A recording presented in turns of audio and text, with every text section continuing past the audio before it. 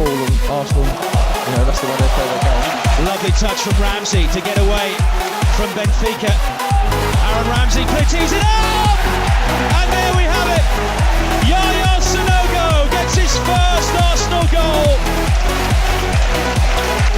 That's great work from Ramsey on the halfway line. It's in a nice little jig from Sanogo there, but sort of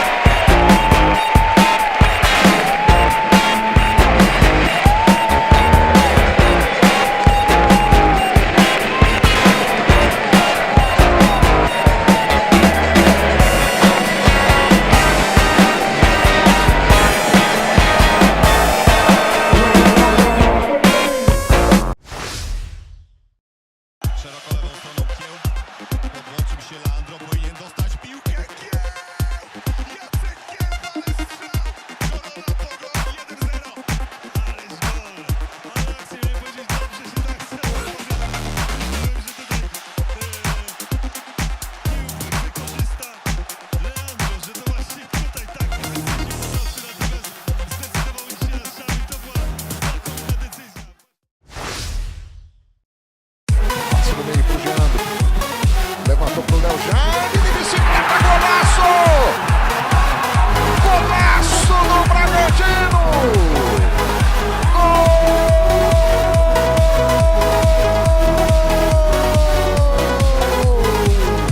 Léo Jaime!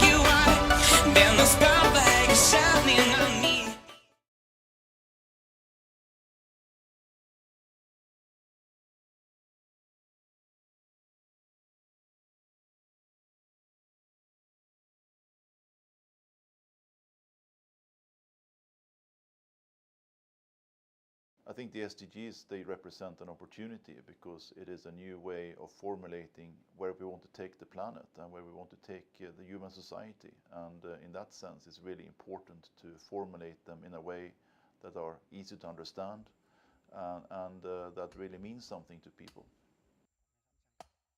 The MDGs were quite specific and often sector bound. With the SDGs, we have the opportunity to formulate cross-cutting goals that don't necessarily follow the usual boundaries of sectors.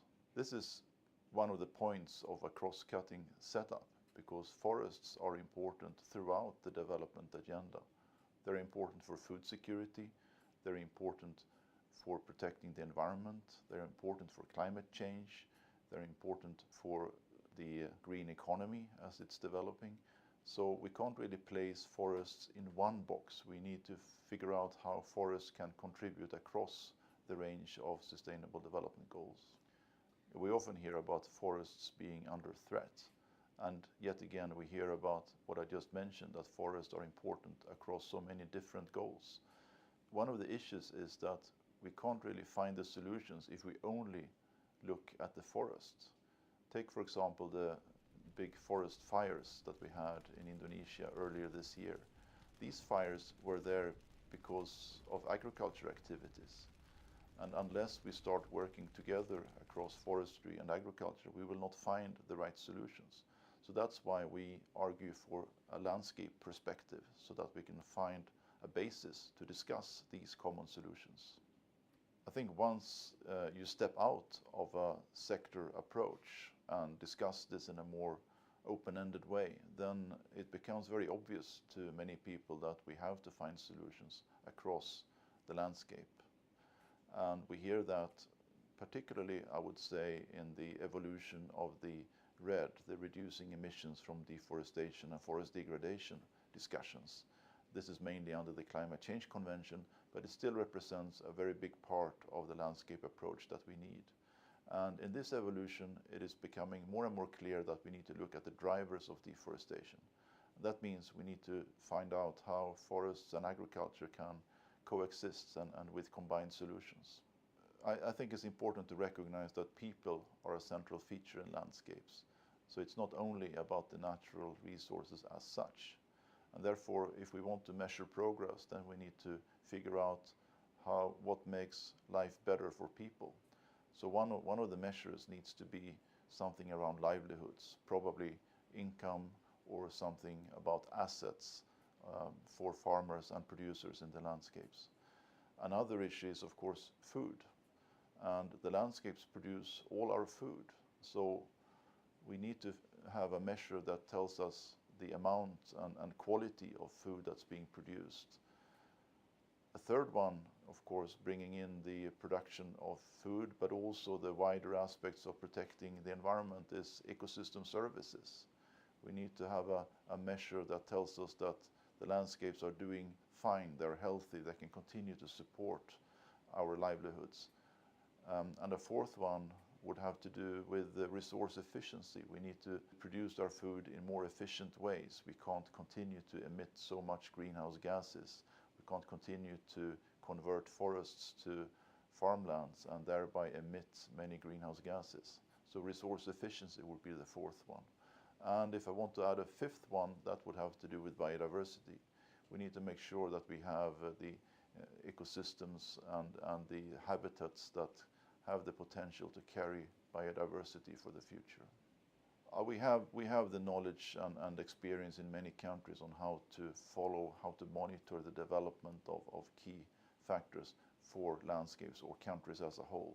In forestry, we have a long tradition of national forest inventories, and those can be adjusted and developed to fit the purpose of wider indicators. There's also a lot of experience in monitoring households and livelihoods at the local scale, and those experiences can be used as well. We're now closing a phase of the SDG developments. There has been the open working group of the General Assembly that has met 8 times, and they've gone through all the topics that were raised in the Rio+20 conference last year, actually 2 years ago. And one of those topics were forests, but forests was only one of more than 30 topics. So that gives a good perspective on how we need to figure out a way for the importance of forests to appear across many other topics and not argue for a standalone SDG on forests, because I don't think that would be productive or even politically possible.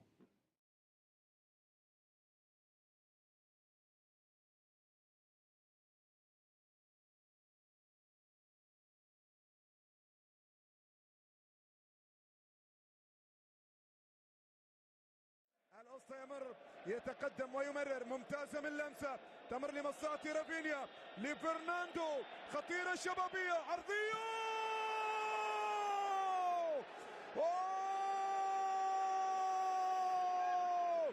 الليث يتقدم بالهدف الأول خليلي يسجل الشباب يتقدم بهدف جميل هدف جميل لعماد خليلي لاحظ المرور لاحظ التقدم وتبادل الكرة الممتاز بين البرازيليين ممتاز في المرور فرناندو مر لعب الكرة العرضية خليلي في المكان المناسب يتواجد في المكان المناسب ويحط الكرة في المرمى 1-0 للشباب 1-0 للشباب الشباب يتوج أداء الرائع في المباراة ويسجل هدف في مرمى الاستقلال